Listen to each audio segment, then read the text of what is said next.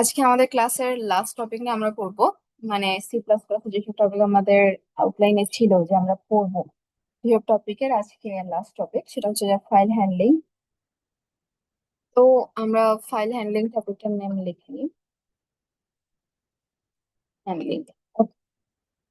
তো mainly file handling নিয়ে যদি আমরা জানতে চাই, আমাদের কাছে জানতে হবে ফাইল যে জিনিসটা আমরা লিখতেছি এখানে সেই জিনিসটার কাজ কি। মেইন আমরা যখন আপনার কম্পিউটারে ইউজ করি বিভিন্ন রকমের ফাইল, যেমন আমরা দুই টাইপের ফাইল দেখতে পাই, যেমন টিএক্সটি আছে, জেপিজি আছে, দেন পিএনজি থাকে, যেগুলো আমরা পিকচারের জন্য ইউজ করি। আবার আমরা দেখতে পাই যে ডট সি থাকে, আমাদের ডট সিপিপি থাকে, ডট পিওয়াই থাকে। তো আমরা এখানে দুই টাইপের ফাইল দেখতে পাচ্ছি। একটা হচ্ছে যে আমাদের ল্যাঙ্গুয়েজ যেটা আমরা ইউজ করি কম্পিউটারে, সেটা dot C, dot CPP, dot PY এগুলো। আর এটা হচ্ছে TXT file, JPG file, PNG file এগুলো। সো মেইনলি হচ্ছে যে যেই টেক্সট ফাইলগুলো আমরা লিখবো, ওই টেক্সট ফাইলগুলো আমরা কখনো কিন্তু সি ফাইলের মধ্যে কাজ করতে পারি না। সি এর মধ্যে অথবা সি প্লাস প্লাস এর মধ্যে আমরা এখানে কি লিখি? আমরা এখানে কোড লিখি। তো আমাদের এই জিনিসগুলো মেইনলি থাকে যে র্যামে, যতক্ষণ না পর্যন্ত আমরা সেভ করতেছি। যেমন আমার এখানে সেভ অপশনটা কিন্তু এখনো দেওয়া নাই। এই মুহূর্তে যদি আমার ল্যাপটপ অফ হয়ে যায়, আমার সমস্ত কোড চলে যাবে। এটাই। তো সেক্ষেত্রে যদি আমরা এই জিনিসটা বোঝার চেষ্টা করি, তাহলে আমাদের হাতে দুইটা মেমোরি থাকছে, একটা হচ্ছে র্যাম, একটা হচ্ছে রম। রমে আমরা কি করি, পার্মানেন্ট মেমোরি সেভ করে রাখি, যেগুলোর মধ্যে আমরা টেক্সট ফাইল রাখি, জেপিজি রাখি, পিএনজি রাখি। তারপর আবার ডট সি, ডট সিপিপিও রাখি, বাট এটা সেভ করার পরে আমাদের এই dot C, dot CPP, dot PY দিয়ে আমরা ডট টিএক্সটি ফাইলকে অ্যাক্সেস করতে চাচ্ছি। মানে আমরা র্যাম থেকে রম কে অ্যাক্সেস করতে চাচ্ছি, আমরা টেম্পোরারি মেমোরি থেকে পার্মানেন্ট মেমোরিকে অ্যাক্সেস করতে চাচ্ছি। অথবা আমরা অনেকগুলো ডাটা, ধরেন কোথাও লেখা আছে আমাদের, বা কোনো একটা জিনিস লেখা আছে, সেখান থেকে আমরা কোনো জিনিস খুঁজতে চাচ্ছি। তাহলে সেক্ষেত্রে আমরা কি ইউজ করতে পারি? আমরা এখানে ইউজ করব কি, আমরা এখানে ইউজ করব হলো গিয়ে ফাইল যে অপশনটা আছে, সেই অপশনটা মানে ফাইল হ্যান্ডলিং যেই টপিকটা আছে, সেটা আমরা এখানে ইউজ করব। সো ফাইল যদি আমরা সামনে যাই, আমরা আস্তে আস্তে বুঝতে পারবো যে কেন আমরা ফাইল ইউজ করতেছি। এখন দেখেন, আমার এখানে কিন্তু আমরা দেখতে পাচ্ছি সিপিপি ফাইল আছে, আমার হাতে কিন্তু কোনো টেক্সট ফাইল নেই, মানে ডট টিএক্সটি দিয়ে কোনো ফাইল নেই। যেটুকু টিএক্সটি আমরা জাস্ট বোঝানোর জন্য ইউজ করছি, বাট আমরা অ্যাক্সেস করবো হলো টেক্সট ফাইল। সো টেক্সট ফাইলের মধ্যে আপনি স্ট্রিং, ইন্টিজার, ফ্লোটিং যা ইচ্ছা তাই লিখতে পারেন, সমস্ত কিছু টেক্সটের মধ্যেও কাউন্ট করে নিবে। কারণ টেক্সটের মধ্যে তো আমরা নাম্বার ধরি, যে আমরা নাম্বার লিখছি, এমনি লেখা লিখছি, এমনি অক্ষর লিখছি, এরকম কাউন্ট করি। আমরা তো ধরি না যে আমরা কি ইন্টিজার লিখছি নাকি ফ্লোটিং লিখছি, এগুলো তো কোডিং এর ক্ষেত্রে আসে। সো টেক্সটের মধ্যে আপনি যা ইচ্ছা তাই লিখতে পারবেন, টেক্সট ফাইলের মধ্যে এটা ম্যাটার করে না। তাহলে সেক্ষেত্রে যদি আমরা টেক্সট ফাইলকে এখানে অ্যাক্সেস করতে চাই, তাহলে আমাকে তো একটা অবভিয়াসলি টেক্সট ফাইল ক্রিয়েট করতে হবে, বাট আমরা এখানে টেক্সট ফাইল দেখতে পাচ্ছি না। তাহলে আমরা এখানে টেক্সট ফাইল ক্রিয়েট করা সহ রিডিং, রাইটিং এগুলো লিখবো। যে টেক্সট ফাইলে আমরা কি করে লিখতে পারি, ধরেন টেক্সট ফাইলটা আমার খালি আছে, আমি চাচ্ছি কোডের এখানে আমি লেখার টাইমে কোনো কিছু আমার টেক্সট ফাইলে দিয়ে দিতে। অথবা আমি চাচ্ছি টেক্সট ফাইলে কোনো কিছু লেখা আছে, সেই টেক্সট ফাইল থেকে আমি কোনো কিছু পড়তে। তাহলে সেক্ষেত্রে আমাদের দুইটা জিনিস ইউজ হবে। একটা কি, আমরা ইউজ করব অফ স্ট্রিম, এবং আরেকটা ওয়ার্ড আছে আমাদের ইফ স্ট্রিম। এই দুটো দিয়ে, একটা দিয়ে আমরা রাইটিং করব আর একটা দিয়ে আমরা রিডিং করব। আমরা একটা দিয়ে কি করব, রাইটিং করব। অফ স্ট্রিম হচ্ছে যে আমাদের রাইটিং এর জন্য, writing plus file create, file create if not available, if not available. আর ইফ স্ট্রিম হচ্ছে যে অনলি রিড, ওর পাওয়ার নাই আলাদা করে ফাইল ক্রিয়েট করার।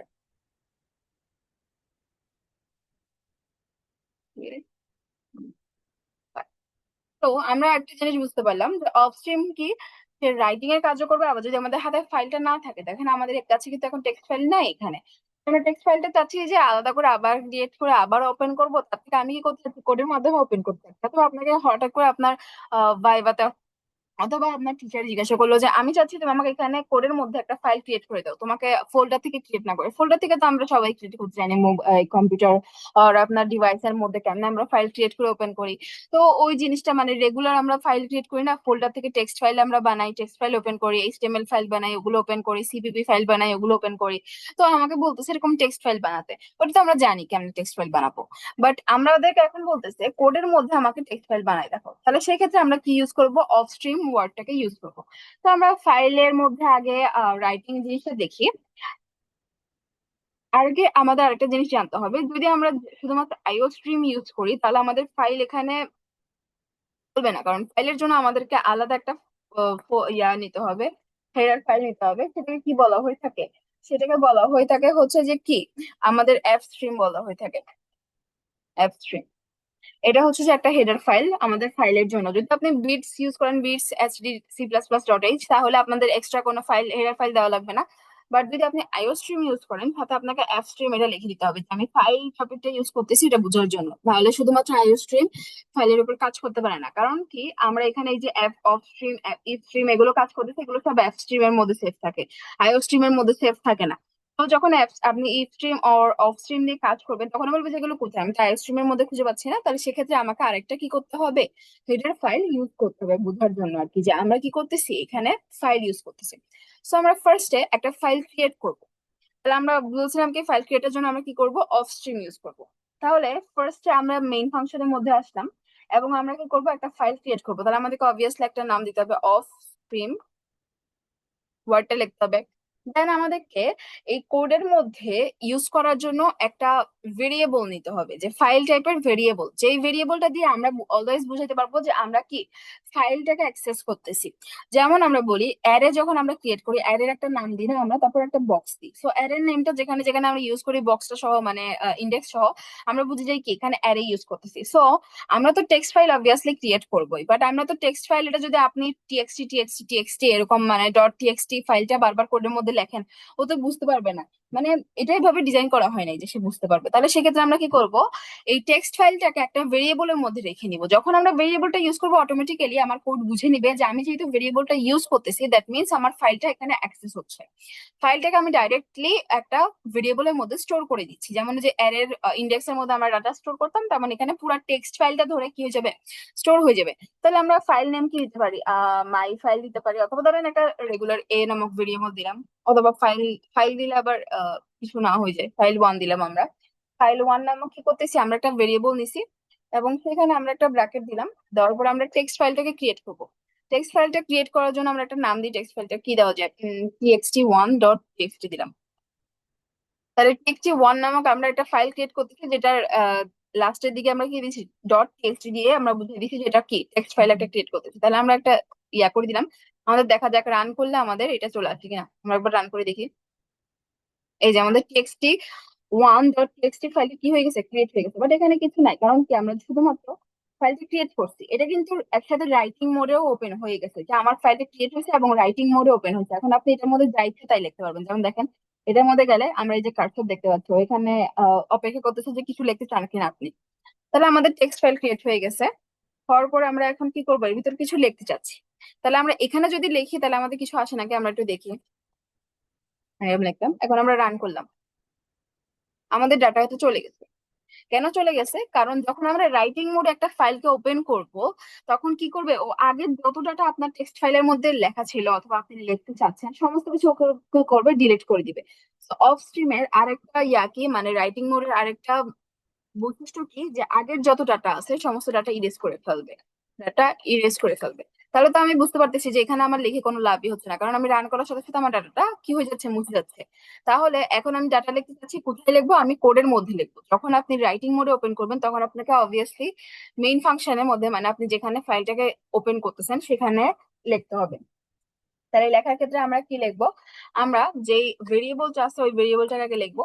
আমরা এই ফাইলটার মধ্যে লিখতে চাচ্ছি, আমরা তো TXT TXT one dot TXT এটা ডাইরেক্ট ইউজ করতে পারতেছি না কোডের মধ্যে, আমরা জাস্ট যে ভেরিয়েবলটার মধ্যে রাখছি সেই ভেরিয়েবলটা দিয়ে লিখছি কি, আমরা এই ফাইলটার মধ্যে কি লিখতে চাচ্ছি। ধরেন আমরা হ্যালো লিখতে চাচ্ছি, হ্যালো। হ্যাঁ, আমরা হ্যালো লিখতে চাচ্ছি, আমরা বললাম কি আমরা টেক্সট ফাইলের মধ্যে হ্যালো লিখতে চাচ্ছি। তাহলে আমরা একটু রান করে দেখি যে আমাদের এটা রান হয় কিনা। রান হয়ে গেছে, এবার আমরা একটু চেক করি, এই যে আমাদের হ্যালো চলে আসছে। তার মানে কি, আমরা এখানে ভেরিয়েবলের মধ্যে বলে দিচ্ছি যে আমরা এই ফাইলের মধ্যে লিখতেছি, তাই এভাবে আউটপুট দেখাইতে হবে যে আউটপুট হিসেবে এখানে আসতেছে। এই যে এই ফাইলটাতে আমার আউটপুট হিসেবে আমরা দেখতে পাচ্ছি। এবং কি দেখতে পাচ্ছি, আমরা যেই ভেরিয়েবলটা দিয়ে লিখছি সেই ভেরিয়েবলটা দিয়ে আমরা দেখতে পাচ্ছি। যখন আমরা এই ভেরিয়েবল দিয়ে লিখবো তখন আমার এখানে আসবে। যদি আমরা এখানে নিচে যাই, ধরেন সি আউট দিয়ে লিখি, তাহলে কি আমার ওইটার মধ্যে আসবে, আমরা একটু চেক করি। হাই লিখলাম এখানে, আমার ওই টেক্সট ফাইলের মধ্যে আছে কিনা আমরা একটু চেক করি। কারণ আমরা সি আউট দিয়ে লিখছি। দেখেন এখানে হাই ওয়ার্ডটা আসে নাই, তাহলে আমরা বুঝলাম যে আমাকে যদি কোনো জিনিস ফাইলের মধ্যে আউটপুট হিসেবে দেখতে হয়, মানে রাইটিং মোডে দেখতে হয়, তাহলে অবভিয়াসলি আমরা যে ভেরিয়েবলটার মধ্যে টেক্সট ফাইলটাকে রাখছি সেই ভেরিয়েবলটা দিয়ে আমরা আউটপুট এভাবে দেখতে হবে। তাহলে আমরা দেখি এই সি আউট যেটা দিচ্ছি এটা কোথায় রান হয়েছে, এটা এখানে রান হয়েছে এই যে। হ্যাঁ, বাট আমরা চাচ্ছি ফাইলে কাজ করতে। আপনি যদি এরকম হয় যে ফাইল রান সাকসেসফুলি অথবা file run successfully, file run হবে বলে, এটার জন্য আমরা এখানে লিখতে পারি বোঝার জন্য যে আমার ফাইলটা ঠিক মতো রান হয়ে গেছে। এই যে ফাইল আমার ঠিক মতো রান হয়ে গেছে, এটা আমরা এখানে দেখতে পাচ্ছি। তাহলে আরেকটা গুড প্র্যাকটিস আছে, ফাইল ক্রিয়েট করার পরে আমরা ফাইল ক্রিয়েট করলাম, অথবা আমরা বলতে পারি যে ফাইল রাইটিং মোডে ওপেন করলাম এবং আমরা ফাইলের মধ্যে কিছু একটা লিখলাম। এখন ফাইলটাকে ক্লোজ করে দিতে হবে, কারণ কি শুধু শুধু আমার ফাইলের কাজ তো এই লাইনে শেষ, এই যে সি আউটটা আমার তো অন্য কাজ, আমরা মেইন ফাংশনে একটা জিনিস আউটপুট হিসেবে দেখছি, এখন আমার ফাইলটাকে তার দরকার পড়তেছে না। তাহলে আমরা ফাইলটাকে কি করব, অফ করে দিব। শুধু শুধু আমরা মেমোরি নষ্ট করবো না, এটা শুধু শুধু খুলে থাকবে, দরকার তো নাই আমাদের। আমরা মেমোরি কি বলবো, আমরা র্যামকে বলবো যে আমার কাজ শেষ, তুমি এখন অফ করে রাখতে পারো। শুধু শুধু র্যামকে কি করবো না আমরা, ইয়া করে রাখবো না, জায়গাটাকে আমরা কি বলে অ্যাক্সেস করে রাখবো না, যে আমরা এই জায়গাটাকে নষ্ট করে রাখতেছি, এই জায়গায় আমরা অন্য কোনো কাজও করতে পারি কোডের মাধ্যমে।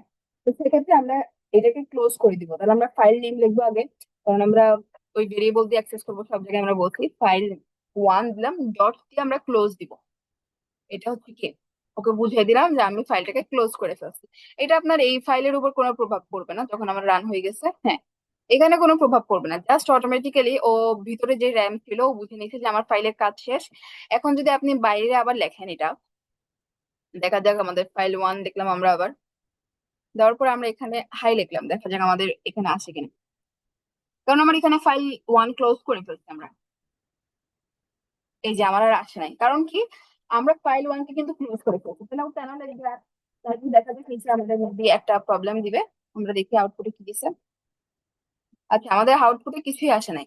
ও এটাকেও সহ রান করতে পারছে না। যখন আমাদের ফাইল ওয়ানের এখানে কি হয়ে গেছে, আমরা ফাইল ওয়ান কে শুধু শুধু আনছি, তখন ও নিজে কনফিউজ হয়ে নিচের লাইনটাকেও রান করাইতে পারে না। আমরা দেখি আবারও যে রান রান করাচ্ছে না, রান করাই কিনা আপু।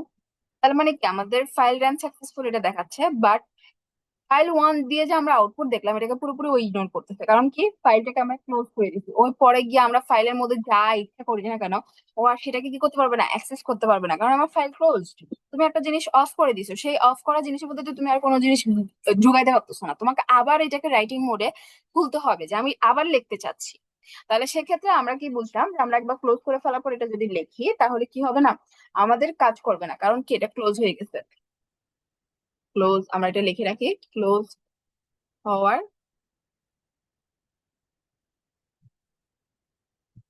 কারণে কোনো কিছু রাইট করবে না। তো ক্লোজ হওয়ার কারণে আর কোনো কিছু রাইট হবে না এখানে। তাহলে এটা হয়ে গেছে কি, আমাদের এটা ছিল হলো কি রাইটিং মোডে যদি আমরা কোনো কিছু লিখতে যাই, তাহলে আমাদের এটা হচ্ছে যে রাইটিং মোডে লেখার জন্য। আমাদের এটা পুরোটা কি রাইটিং মোডে লেখার জন্য। এখন আমরা এই জিনিসটাকে আবার আমরা কি করব, এখন আমরা রিড মোডে করব। মানে আমরা কি চাচ্ছি, আমাদের টেক্সট ওয়ান দেখবেন এখন টেক্সট ওয়ান আবার খালি হয়ে গেছে। এটা থেকে যাবে, যেহেতু আমি একবার ক্রিয়েট করছিলাম না, ওটা থেকে যাবে আর কি। আর কোনো কিছু আমাদের ওটা আছে কেন, কারণ আমি কিন্তু রাইটিং মোড আবার ওপেন করি না। যদি ধরেন আমি এই লাইনটা আমি ইয়া করি, একটু কমেন্টার থেকে ওয়েট করি, তাহলে দেখবেন যে টেক্সট ওয়ান আবার ডিলিট হয়ে গেছে, সমস্ত কিছু ডিলিট হয়ে গেছে, কারণ কি আমরা রাইটিং মোড ওপেন করছি। বাট যেহেতু টেক্সট ওয়ান একবার ক্রিয়েট করা আছে, ও আর ডিলিট হবে না, অটোমেটিক্যালি এই মেইন ডট সিপিপির সাথে কানেক্টেড হয়ে গেছে।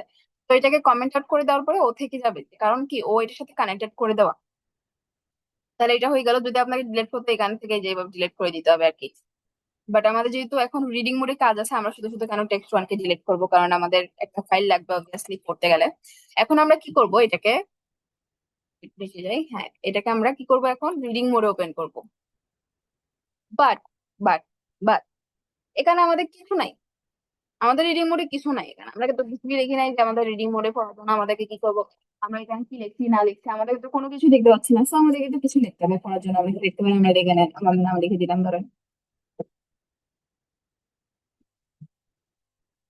আবার আমরা নিচে লাইনে লিখলাম কি ইনসিকুয়েন্ট লিখলাম। আবার আমরা আরেকটা লাইনে কি লিখলাম, কি লেখা যায়, সি প্লাস প্লাস কোর্স লিখলাম। তো আমরা তিনটা লাইন লিখছি কিন্তু এখানে দেখতে পাচ্ছেন। তো এই যে আমরা দিছি, কোনো কিছু প্রবলেম নাই। কিন্তু এখন যদি আমরা রান করি, কোনো কিছু রান হবে না, এটা ডিলেট হবে না। কারণ কি, আমরা রাইটিং মোডে ওপেন করি না। রাইটিং মোডই একমাত্র কি করতে পারে, ডাটাগুলোকে ডিলিট করে দিতে পারে। রিড মোড ডাটাগুলোকে আপনার ডিলিট করবে না। তো আমরা এখন রিড মোডে ওপেন করবো। রিড মোডের জন্য আমরা কি ওয়ার্ড ইউজ করবো বলছিলাম? রিড মোডের জন্য আমরা বলছিলাম ইফ স্ট্রিম ইউজ করবো। তো আমরা অবভিয়াসলি ইফ স্ট্রিম ওয়ার্ড লিখতে হবে আমাদেরকে, কারণ আমরা রিডিং মোডে ওপেন করতেছি। তো ইফ স্ট্রিম লিখলাম আমরা। আমরা রিডিং মোডে ওপেন করবো এই জন্য। দেন আমরা ফাইল নেম দিব। যে ভেরিয়েবলটার মধ্যে আমরা ফাইলকে রাখতেছি, এখানেও কিন্তু text1.txt থাকবে, কারণ আমরা ওই ফাইলকে অ্যাক্সেস করতেছি এই জন্য। তো আমরা ফাইল নেম কি দিতে পারি, এখানে ফাইল2 দিলাম। ফাইল2 নামক ভেরিয়েবলের মধ্যে আমরা রেখে দিচ্ছি। ভেরিয়েবল নেম আপনি ইচ্ছা মতো দিতে পারেন, কোনো প্রবলেম নাই। আপনার ইচ্ছা মতো ভেরিয়েবলের মধ্যে আপনি রেখে দিতে পারেন। যেমন এখানে আমি ফাইল1 ভেরিয়েবলকে আমরা রাইটিং এর জন্য ইউজ করছি, রাইটিং এর কাজগুলোর জন্য। এই যে হ্যালো ট্যালো এগুলো আমরা ফাইল2 কে কিসের জন্য ইউজ করব, রিডিং এর জন্য ইউজ করব। তো আমরা আবার text1 দিব। text1.txt ফাইলকে আমরা রিডিং মোডের জন্য কোথায় রাখতেছি, এই যে রিডিং মোডের জন্য ভেরিয়েবল, মানে ফাইল2 নামক ভেরিয়েবলে রাখতেছি, এবং রাইটিং মোডের জন্য ফাইল1 নামক ভেরিয়েবলে রাখতেছি। সো অটোমেটিক্যালি বুঝে নেবে যে দুইটা ভেরিয়েবলের কাজ কিন্তু আলাদা। আপনি যদি ফাইল2 দিয়ে রাইটিং এর কোনো কাজ করতে যান, হবে না, কারণ ওকে আমরা আগে থেকে বলে দিচ্ছি ও কিন্তু রিডিং মোডে ওপেন হচ্ছে, রিডিং মোডের ভেরিয়েবল। আবার রাইটিং মোডের ফাইল1 কে দিয়ে যদি আপনি রিডিং মোডে কাজ করতে চান, ও বলবে যে না, আমার তো এটা রাইটিং মোডে ওপেন করা আছে, রাইটিং মোডের জন্য আমি ডিক্লেয়ার করছি, সো কেন আমি রিডিং মোডে রেখে কাজ করবো? তো যেখানে যেটা আপনি ভেরিয়েবল ডিক্লেয়ার করছেন, ওখানে সেটা ইউজ করতে হবে আপনাকে। তো আমরা ক্রিয়েট করে ফেলছি। এখন আমাদেরকে এখান থেকে লাইনগুলো পড়তে হবে। তাহলে দেখেন, এই একটা লাইন, এই একটা লাইন, এই একটা লাইন। তো লাইনগুলো কতক্ষণ কতক্ষণ চলবে, রিডিং কতক্ষণ করবে, যতক্ষণ না আমার লাইনগুলো পড়া শেষ হচ্ছে। এখন 15 লাইন থেকে 15 লাইন পড়বে, সবগুলো লাইন পড়তে পড়তে যাবে। এখন এটা রিপিট হচ্ছে, এই লাইন পড়ার পরে আবার এই লাইন পড়ার জন্য ওকে কল করতেছে যে তুমি আবার, আমার খাতায় এখনো লাইন আছে। তো আমরা কি বলছিলাম, স্টার্টিং থেকে এন্ডিং পর্যন্ত আমরা কোন জায়গায় চেক করি যে আমার লাইন আছে কিনা, সেটা আমরা চেক করি লুপের মধ্যে। তো আমরা এখানে একটা লুপ দিতে পারি যে আমার লুপ যতক্ষণ চলবে, আমার এই ভিতরে টেক্সট চলতে থাকবে, যতক্ষণ পর্যন্ত আমার লেখা আছে ততক্ষণ পর্যন্ত আমি কি করব, রিডিং করব। হোয়াইল লুপ দিতে পারি আমরা, যতক্ষণ পর্যন্ত আমার কি আছে, অক্ষরগুলো আছে, আমরা কি করব, এগুলো পড়তে থাকবো। তো লাইন বাই লাইন পুরো লাইনকে পড়তে গেলে, এই দেখেন আমরা যদি স্ট্রিং নিই, আমরা বলছিলাম স্ট্রিং কি করতে পারে, একটা ওয়ার্ড নিতে পারে, পরের এই যে স্পেস আছে, স্পেসের পরে ওয়ার্ড আর সে নিতে পারে না। আর নিচের লাইনগুলো তো অবভিয়াসলি নিতেই পারবে না, যদিও আহ আহ, যেহেতু আমরা হোয়াইল লুপ ইউজ করছি হয়তো নিতে পারে, বাট C++ এর পরের গ্যাপের জন্য ও কোর্স নিতে পারবে না। এখানে মাঝখানে গ্যাপের জন্য ও তাহিরাকে নিতে পারবে না। তো এটার জন্য আমাদেরকে ইউজ করতে হবে কি, গেট লাইন। গেট লাইন কি করে, পুরা লাইন ধরে নিতে পারে। এটা একটা স্পেশাল লাইব্রেরি ফাংশন। তো গেট লাইন দিব আমরা, কারণ আমরা পুরো লাইন পড়তে চাচ্ছি। দেন আমরা পুরো লাইন পড়তে চাচ্ছি, যে কোথাকার পুরো লাইন পড়তে চাচ্ছি, text1.txt তে যে লাইনগুলো লেখা আছে সেগুলো। এটা আমি কোথায় রাখছি, ফাইল2 তে রাখছি। অবভিয়াসলি ফাইল2 দিব।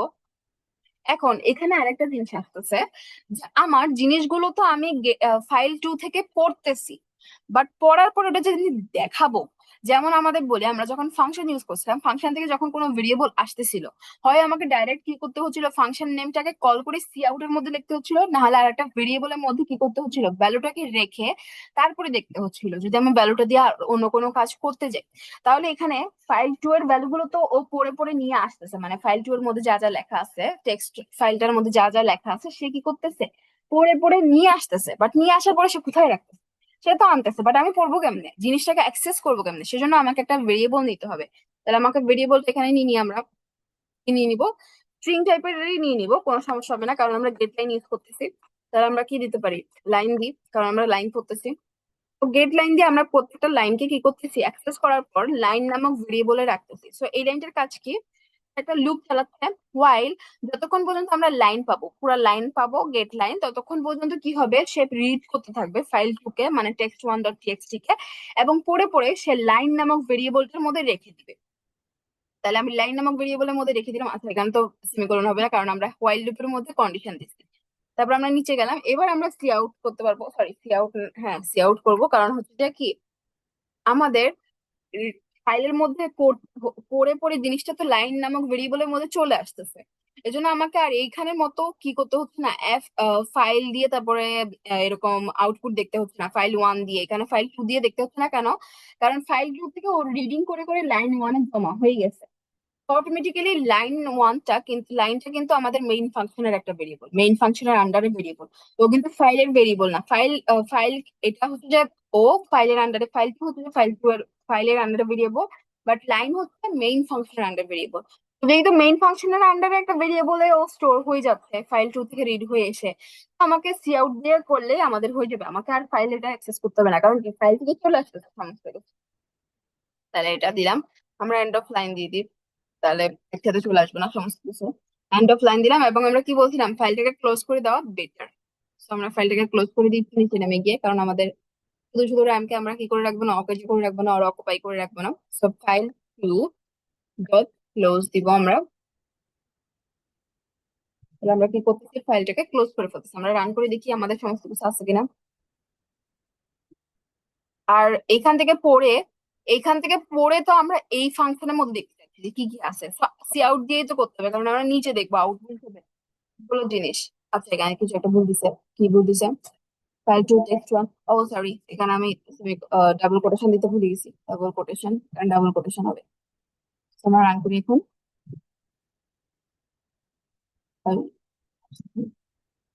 তো আমাদের দেখেন Mariam Tahira incipient C plus plus code সমস্ত কিছু রান রান হয়ে গেছে।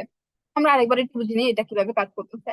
আমরা চাচ্ছি পুরো জিনিসটা পড়ে এনে ও একটা ভেরিয়েবলের মধ্যে রেখে দিবে, যেরকম আমরা মেইন ফাংশনকে যখন কল করতাম, ফাংশন থেকে যখন ও রিটার্ন নিয়ে আসতো কোনো ভ্যালু, তখন সেটাকে আমরা মাঝে মাঝে একটা ভেরিয়েবলের মধ্যে রাখতাম, মাঝে মাঝে সি আউটের মধ্যে রাখতাম। তো এখানে হচ্ছে আমরা ভেরিয়েবলের মধ্যে রেখে করবো, ডাইরেক্ট সি আউট ইউজ করবো না, কারণ আমরা কি হোয়াইল কন্ডিশন দিচ্ছি, হোয়াইলের মধ্যে কিন্তু আবার সি আউট ইউজ করা যায় না।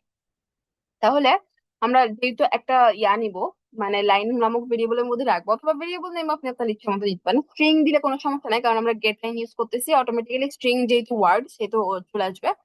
দেন আমরা স্ট্রিম দিয়ে ফাইল টুকে রিডিং মোডে ওপেন করতেছি, টেক্সট ওয়ান ডট টেক্সটি ফাইলকে আমরা ফাইল টু এর মধ্যে রাখছি। দেন আমরা হোয়াইল দিছি যতক্ষণ পর্যন্ত আমরা লাইন পাবো, সবগুলো line text two dot text sorry text one dot txt file থেকে ও একটা লাইন নামক ভেরিয়েবলের মধ্যে লাইন বাই লাইন সমস্ত ওয়ার্ড স্পেস সহ সেভ করে ফেলবে লাইন নামক ভেরিয়েবলের মধ্যে।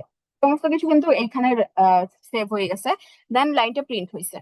আবার ও ঘুরছে যতক্ষণ পর্যন্ত লাইন পাবে, প্রত্যেকবার একটা করে লাইন পাবে, রান হবে, লাইন পাবে, রান পাবে, মানে যতক্ষণ তুমি একটা লাইন পাচ্ছ সেই লাইনটাকে তুমি এই লাইনের মধ্যে কি করবা, সেভ করবা, তারপর এখানে লাইন প্রিন্ট করবা, তারপর আবারও ঘুরবে। তো ফোর্থ লাইনে যখন আমাদের কোনো ডাটা নাই, এখানে ফোর্থ লাইনে আমরা যদি এন্টার দিই, এখানে কিন্তু আমাদের কোনো ডাটা নাই, তখন আমাদের ফোর্থ লাইন আসবে হোয়াইল গেট লাইন, ও খুঁজবে যে আমার লাইন কোথায়, দেখবে যে লাইন নাই, সো আমাদের এই কি হয়ে যাবে, লুপটা অফ হয়ে যাবে, কারণ আমাদের আর লাইন খুঁজে পাচ্ছে না।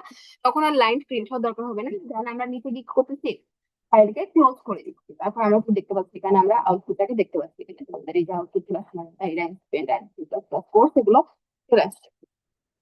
এটাই হচ্ছে যে আমাদের ফাইলটাকে অ্যাক্সেস করার জন্য আমরা যখন প্রজেক্ট করি, তখন অনেক সময় হয় কি আমরা কিছু ডাটা এখানে সেভ করে রাখি। ধরেন আপনি আপনার কোড অনেক বড় হয়েছে, এখন আপনি চাচ্ছেন যে আপনার গ্রুপের কাউকে পাঠাইতে জিনিসটা, এখন আপনি এত জিনিস ওকে এক্সপ্লেইন করবেন, তো তার থেকে কি করতেছেন, আপনি শর্ট শর্ট নোট লিখে প্রত্যেকটা পোর্শনের শর্ট নোট লিখে এখানে সেভ করে রাখছেন।